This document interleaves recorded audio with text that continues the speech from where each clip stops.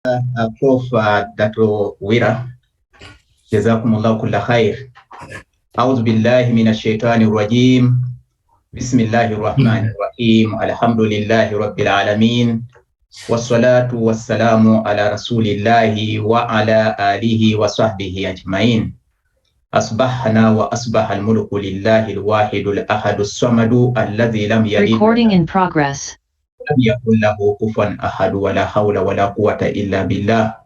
Allahumma allimna ma yanfa'ana wanfa'na bima 'allamtana wa zidna ilma warzuqna fahama waj'alna Allahumma fi ibadika salihin birahmatika ya arhamar rahimin wa sallallahu ala nabiyyina Muhammad wa ala alihi wa sahbihi ajma'in wa ba'd.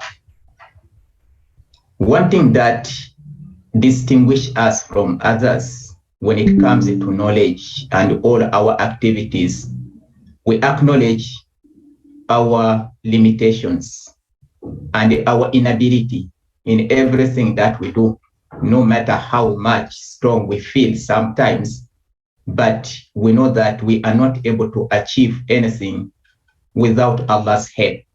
And this is the reason why at least 17 times a day, we ask Allah subhanahu wa ta'ala to help us to accomplish what He has ordained.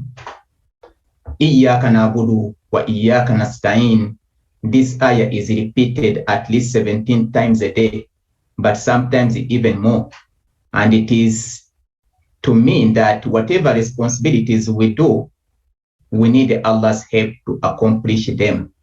There is no way we can arrive at success without Allah subhanahu wa ta'ala. So acknowledging Allah subhanahu wa ta'ala is one of our responsibilities. Iqra bismi rabbik. When you seek knowledge, you have to seek it in the name of Allah, seeking His help, aiming at Him, pleasing Him, and so on. Today's topic is quite interesting topic, just like other topics that we have been talking about. It is going to be on the means to knowledge and its classification. Of course, knowledge has been classified. Knowledge has means to its attainment, as we all know, and we are going to go through each of those means bi-idhnillahi ta'ala. I pray to Allah subhanahu wa ta'ala to grant me success in discussing each one of them in detail bi-idhnihi subhanahu wa ta'ala. Allah subhanahu wa ta'ala has stated some of these types of knowledge you see here, has mentioned them, or they are implied in some of the ayat, while some are implied in the hadith of Rasulullah sallallahu alaihi wasallam. And the ulama have done their ijtihad to arrive at the classification of knowledge that you might have come across in different books. There is no one particular classification which everybody follows. Different scholars have their own classification.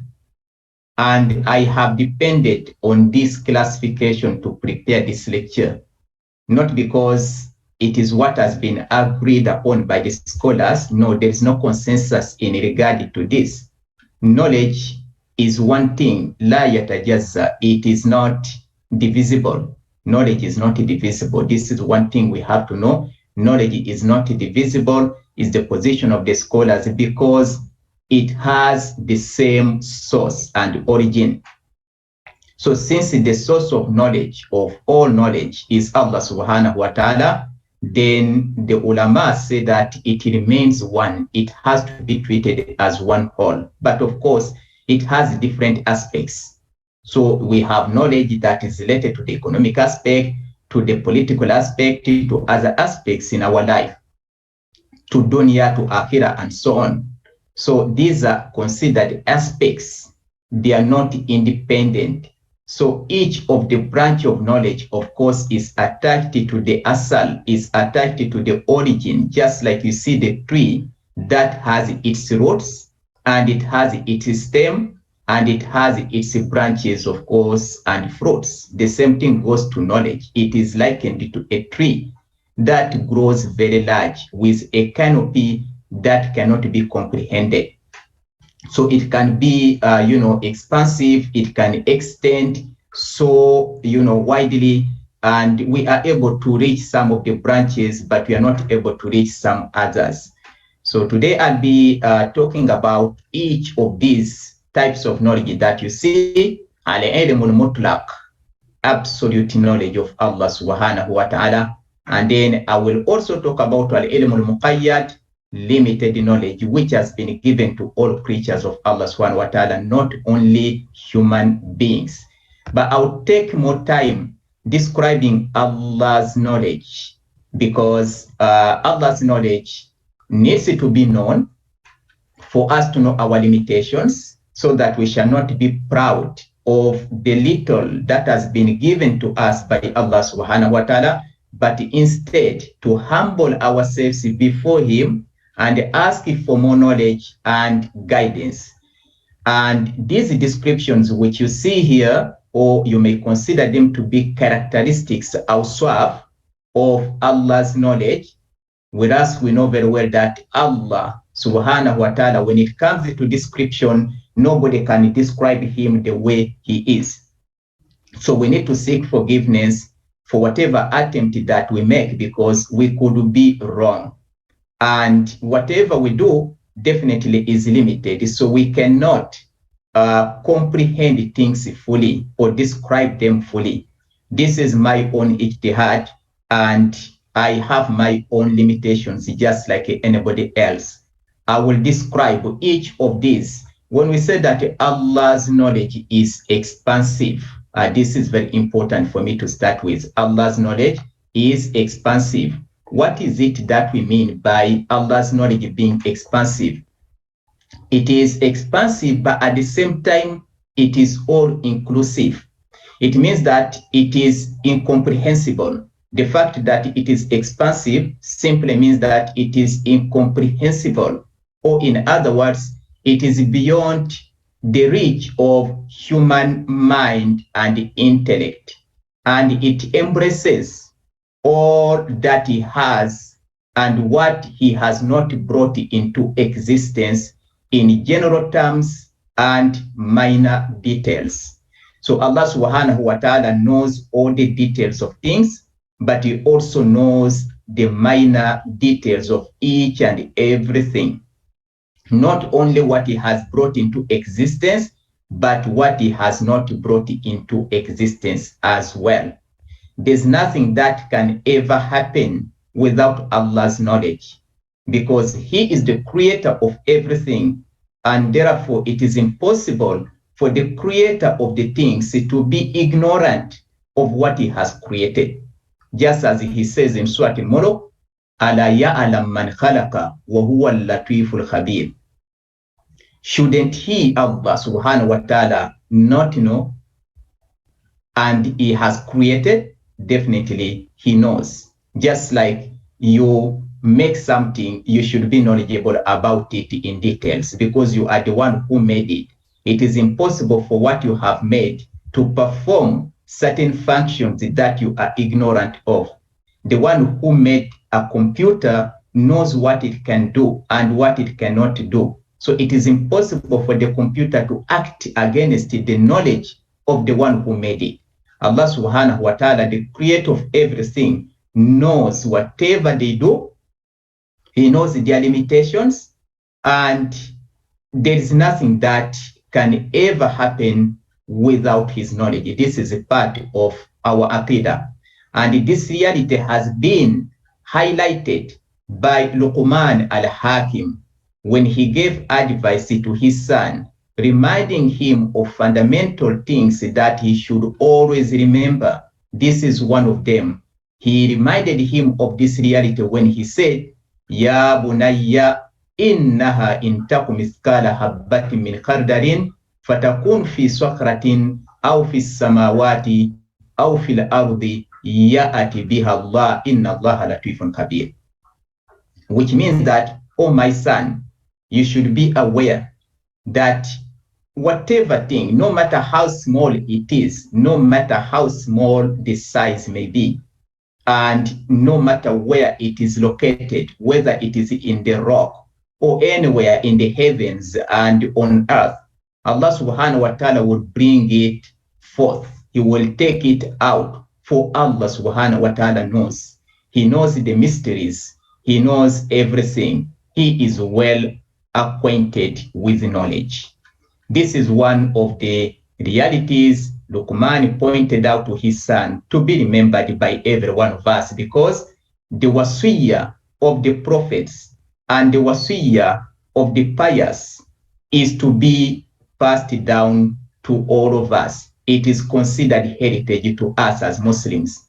So all these wasiyah of the prophets as well as of the awliya, of the Salihin, are mentioned in the Quran for us to pass down to the next generation. So when we teach, we have to remind people of this reality, that Allah's knowledge is expansive. It is not to be compared to anybody's knowledge. And the next wasaf, description of Allah's knowledge, is it is eternal and infinite. What does it mean? It neither has a beginning nor an end.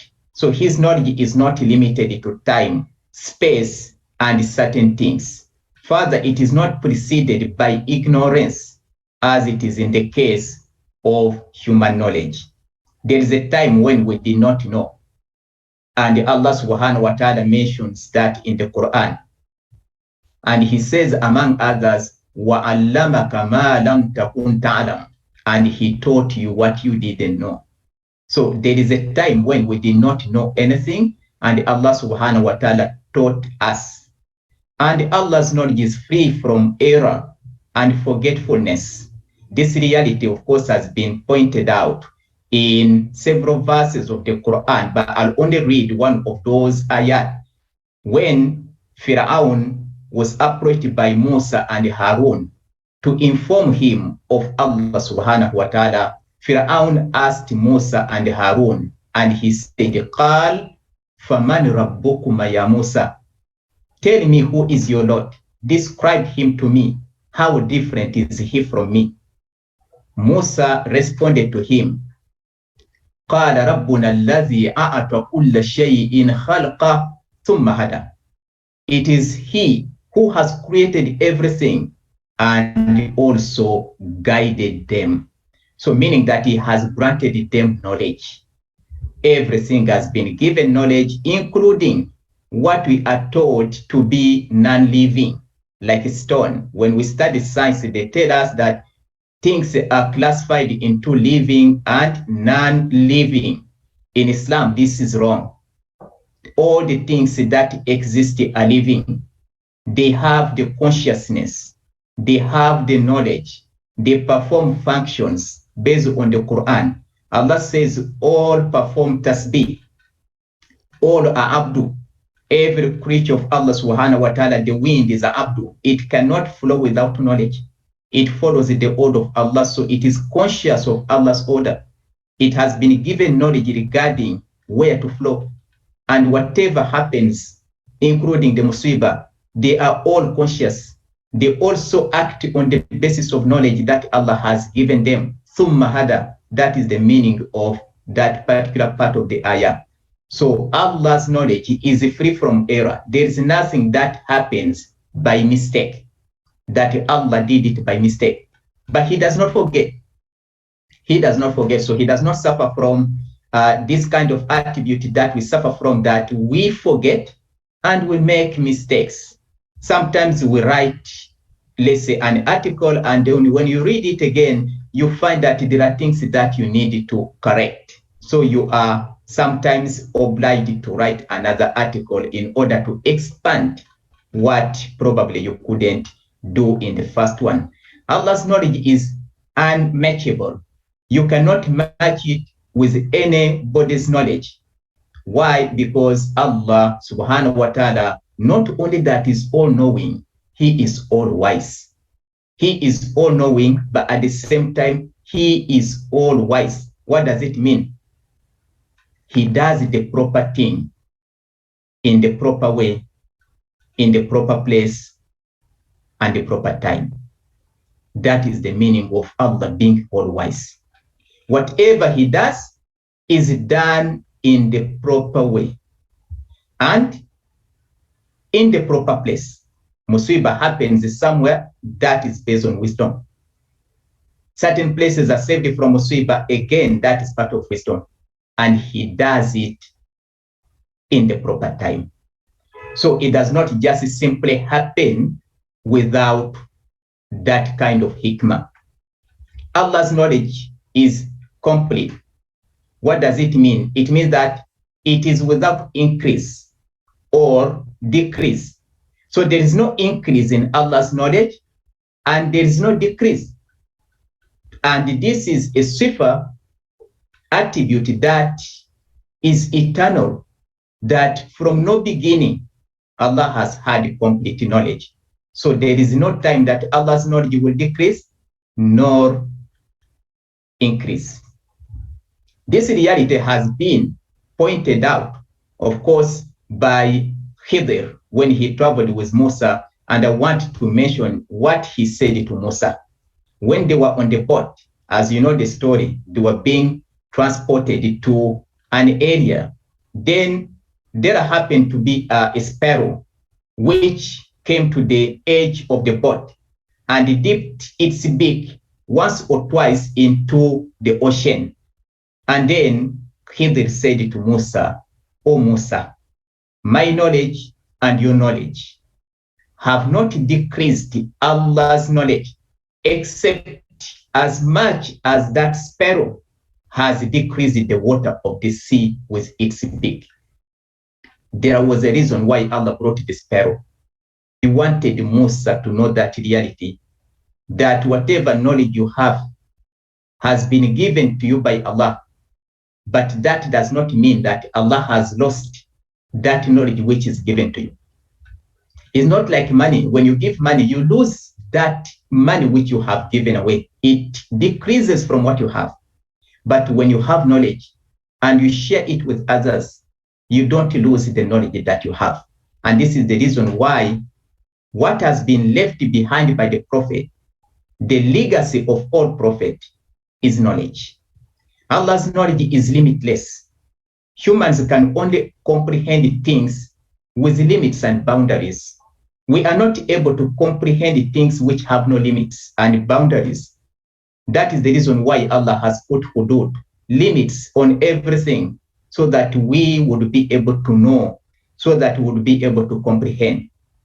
However, Allah's knowledge is without boundaries, is without limits, is without restraints. Next, description of Allah's knowledge, it is inexhaustible.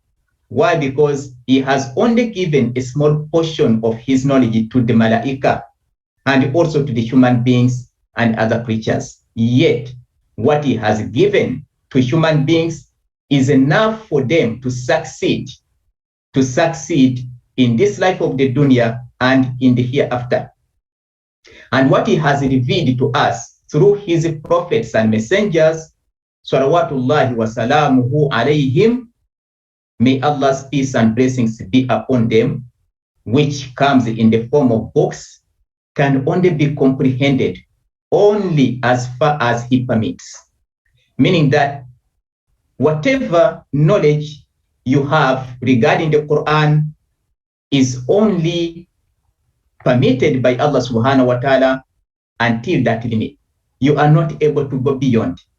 Each generation has a limit in regard to understanding the Quran. And that is why the Quran remains relevant at all times, because it is comprehended in the different times. So every time that comes, there will be interpretations of the Quran which will suit that time. So that is one of the uniqueness of the Quran. Of course, as contrasted to our knowledge is limited, our knowledge is insufficient. That is why we keep on asking for more knowledge. And of course, we need to humble ourselves before Allah, who knows everything, acknowledge him and submit to him. So I will not get into details regarding human knowledge. After knowing Allah's knowledge, partly, not to say that we know everything about it, but these are some of the descriptions, awsaf. So then we are able to know, the limitations of human knowledge. Of course, when you talk about the means through which we acquire knowledge. We know very well that the means through which we acquire knowledge are limited.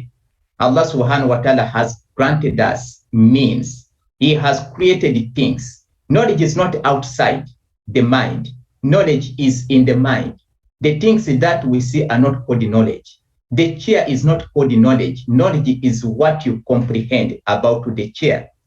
Knowledge is what you understand, what is in your mind. That is what we call knowledge. We don't call things outside like a tree's knowledge. You know, they have their names. But the concept knowledge is a description of the mind, and it is a result of that endeavor that we get into in order to comprehend, in order to understand. So the understanding of the things that Allah has created is what is termed as knowledge. But what we know is that what Allah has created and given us the means to get to are limited. And even the means we have are limited. Yes, we have eyes. We are able to see, but our sight is limited. We are not able to see everything. If we could see everything, our life would become miserable, but wouldn't be possible. Why? Because then we would see things that would lead to our death. Out of shock, the Prophet ﷺ passed by a grave or a cemetery, and with him was some of the Sahaba. And he said, if not because of the fear for you, I would have invoked Allah, prayed to Allah subhanahu wa ta'ala to let you listen to what is happening in this cemetery. But the Prophet feared for the safety of his companions, whereas for him, he was already prepared to face that reality without, getting into death and so on. So it is good for us not to be exposed to everything for our well-being. And we should not wish to be exposed to the things that Allah has not permitted. So the means we have, our sight is limited, of course, limited, especially when you talk about sensory perception, which is a means to knowledge among others. The human sensory perception is limited as compared to that of some of other creatures. We know very well that even the crow and even other types of animals or birds, they are able to see from a distance what we cannot see. They can see small things that we may not be able to notice. So Allah has given them a far-reaching sight as compared to ours. But some of the animals, of course, their sense of smell is much stronger and far-reaching as compared to that of human beings. They are able to sniff things, they are able to smell things that we cannot smell. So we are limited as compared to those animals, and we know very well that the knowledge given to human beings is very special. But we also know that animals have knowledge that we don't have. They have knowledge that we don't have. We have knowledge which they don't have. The animals are able to listen to some of the ghaib. When it comes to voice, they are able to listen to some of the ghaib, but they are also able to see some of the hidden, which we are not permitted to see. Of course, when you talk about human knowledge, we have limited perception, but we also, we are not able to exhaust all the knowledge. We study, but we cannot study all the knowledge. No matter how much you struggle to acquire knowledge, you will not be able to specialize in every discipline. There's no such an individual who is encyclopedic in knowledge. So our intelligence is also limited. Of course, if we don't have the intelligence, then we are not able to know, even with the senses, because whatever goes through the senses has to be processed by the mind. So if the mind is not able to comprehend it, then there is no knowledge. Knowledge happens when we are able to comprehend things, when we are able to understand things. But if you are not able to understand them, then we don't have the knowledge concerning them. We instead get confused and we keep wondering why things are the way we see them. Nowadays, we use the technology as a means to knowledge. Technology is part of human intelligence. It's not part of the sensory perception. So human intelligence has reached so far. So we can know by looking at the technology that we have today, Allah has permitted us to reach where we are today. We have technology that we use to explore so many things that wouldn't be explored without technology. In the past, people were not able to see under the sea. They were not able to see beyond the sea. They were not able to see what is in the horizon. Today, we are able to do so because we have satellite, we have got machines that we can use, MH3, this Malaysian airline, when it got missing, as you have been following, of course, the news, they use the technology to locate it, to find it. Of course, technology is also limited. So how many years, of course, how many years have passed, 370 mh.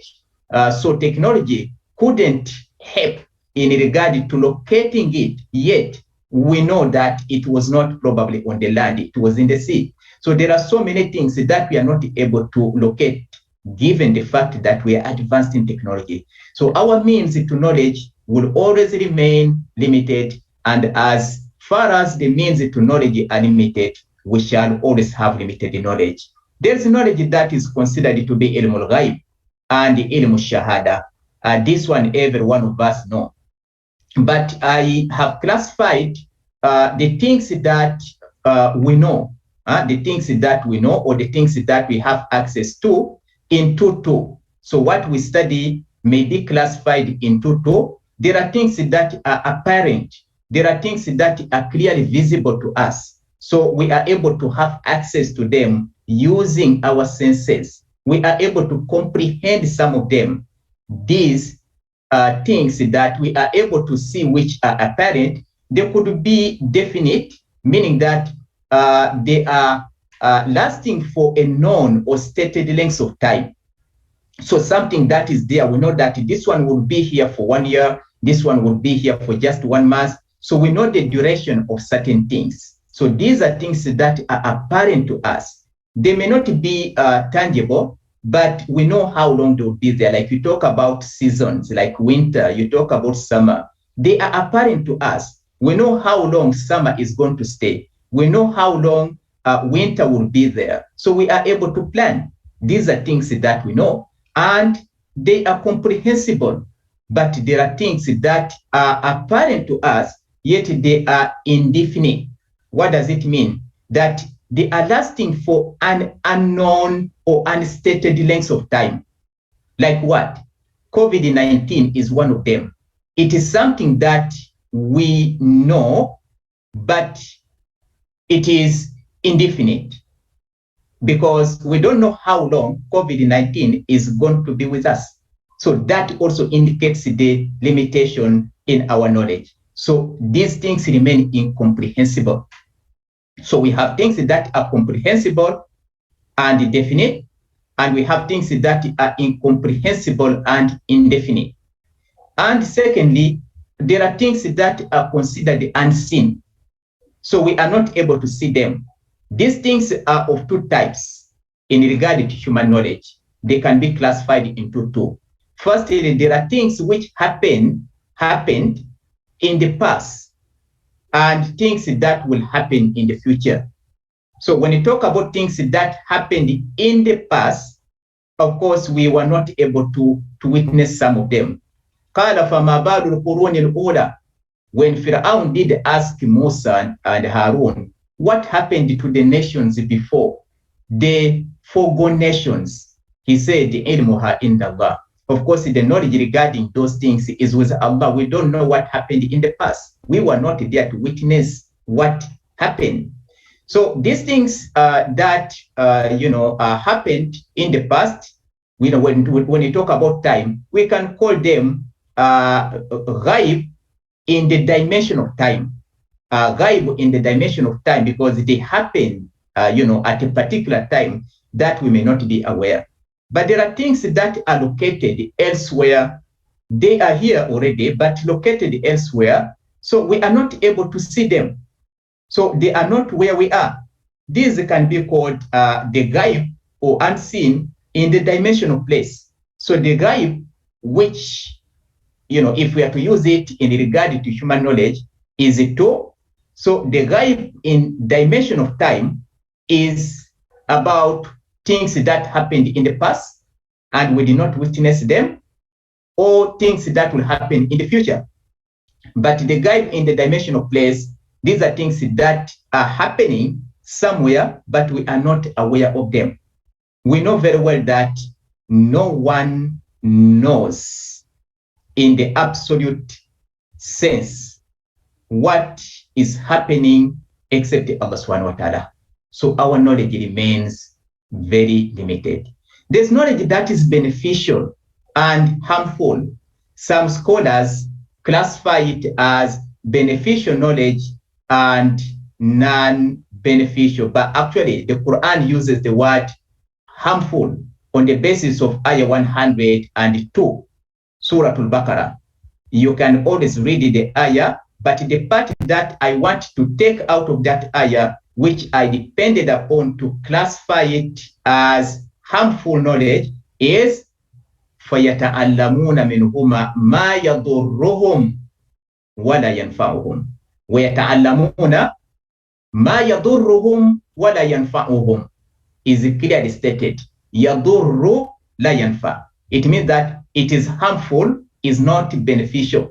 So there is knowledge that is beneficial and there is knowledge that is harmful. All knowledge could be useful, but we may not know the use of it. Others may know the use of it. But there is knowledge which is harmful and it can never be good in itself. That kind of knowledge, of course, has been forbidden. I don't have to go into details, such as, for example, black magic. You study it, but it has no benefit. Allah subhanahu wa ta'ala mentioned that it is harmful. Of course, it can separate the lovers, but it can cause pain. But there's knowledge that may not be useful to us now, but may be useful to us in the future or to somebody else.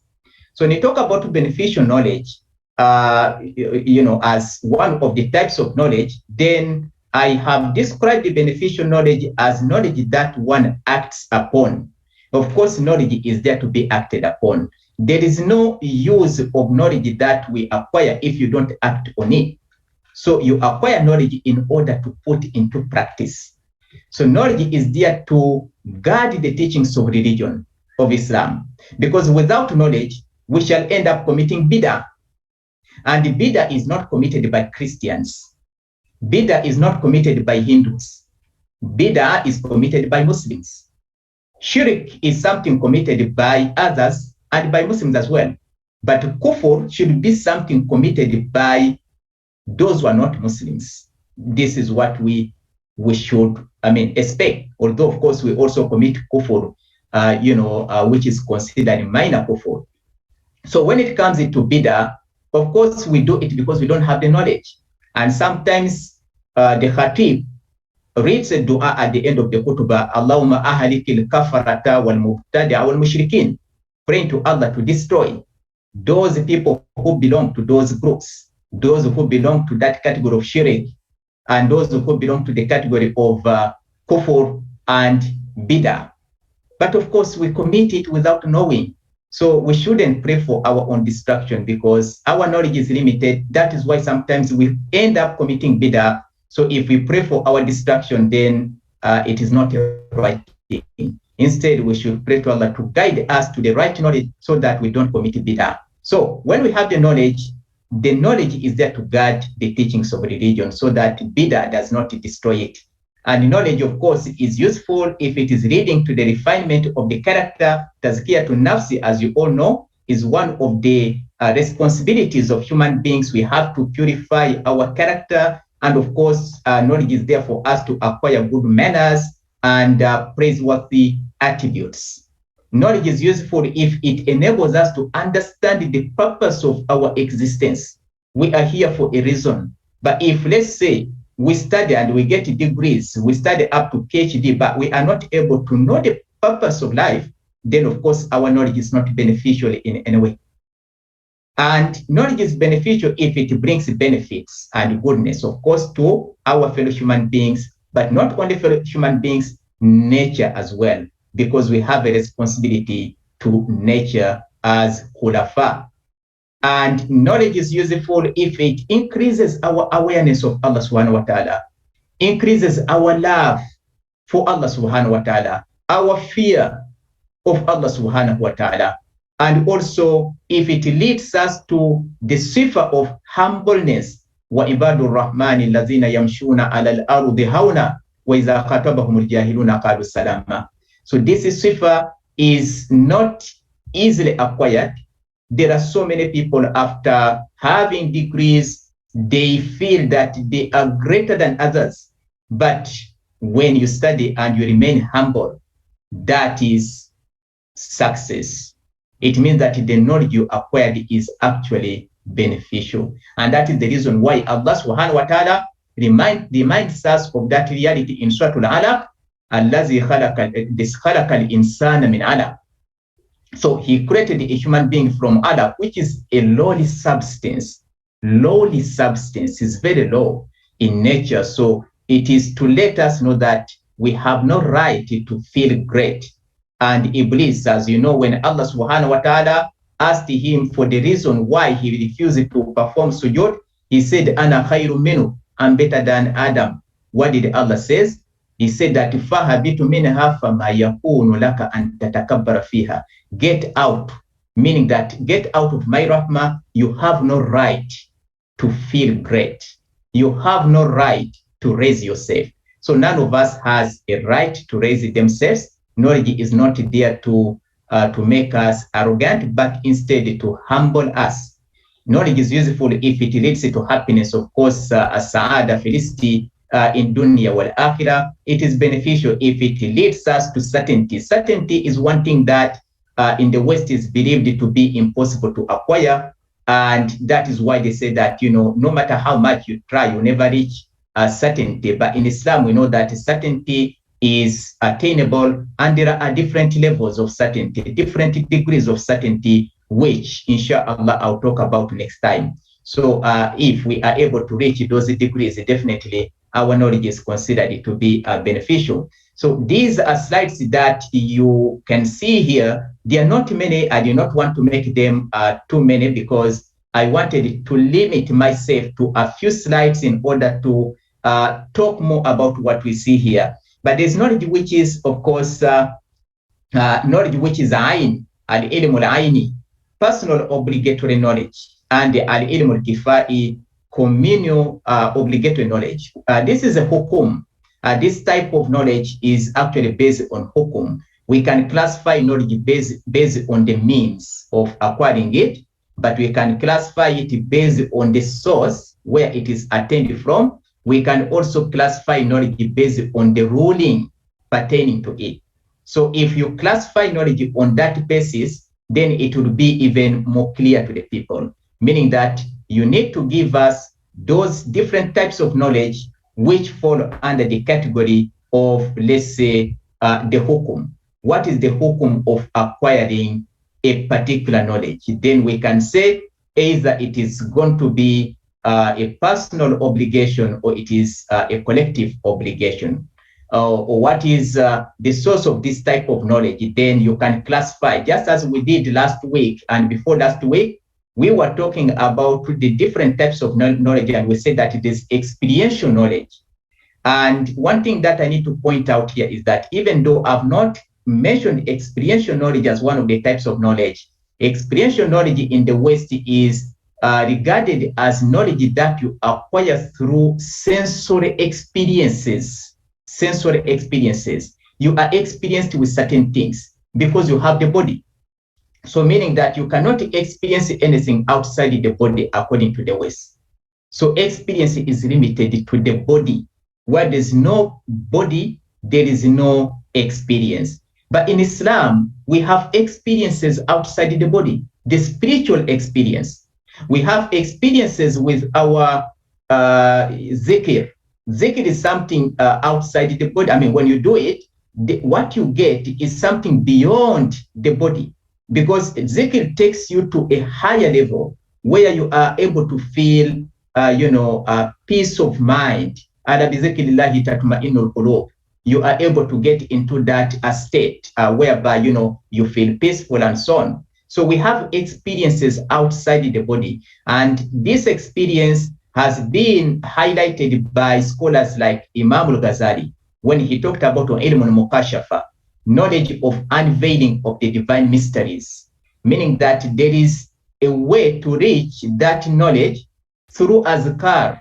So when you observe the azkar regularly and so many times, Allah may permit you to ascend to a level where many people have not reached. And there you'll be able to experience things that nobody below you has ever experienced. So that is another type of knowledge. Of course, part of the given knowledge by Allah subhanahu wa ta'ala is what we call hikmah. Hikmah is given by Allah subhanahu wa ta'ala. وَمَن يُؤْتَ الْحِكْمَةَ فَقَدْ أُوتِيَ خَيْرًا كَثِيرًا. The one Allah grants hikmah is given abundance. Not every one of us has hikmah. We study, we have degrees, we have read so many books, but most of us lack hikmah. And I talked about hikmah before this. I described it to a certain extent. So that is part of the given knowledge. It is given to us outside the classroom. We don't go to classes to study it, but Allah gifts it to us. And of course, wattaqullaha wa yu'allimukumullah. Allah says, if you have taqwa, I will teach you. That is knowledge outside the classroom. All what you have to do is to observe taqwallahi ta'ala, being conscious of Allah, and then Allah will raise you in knowledge. There is a knowledge, of course, which come to us as consciousness. And this one, we can call it ilham. So you get a feeling. You don't study it in the class. This is also part of gifted knowledge or given knowledge. Of course, there is a knowledge that comes to us in the form of dream. Yusuf alayhi salam was taught the interpretation of dreams, which means that dreams are knowledge, but not everyone can interpret them. So if there are dreams which are not knowledge, Allah would have stated it in Surah Yusuf. But what we understand is that ta'awilu ru'ya. Ru'ya is inclusive of all kind of dreams.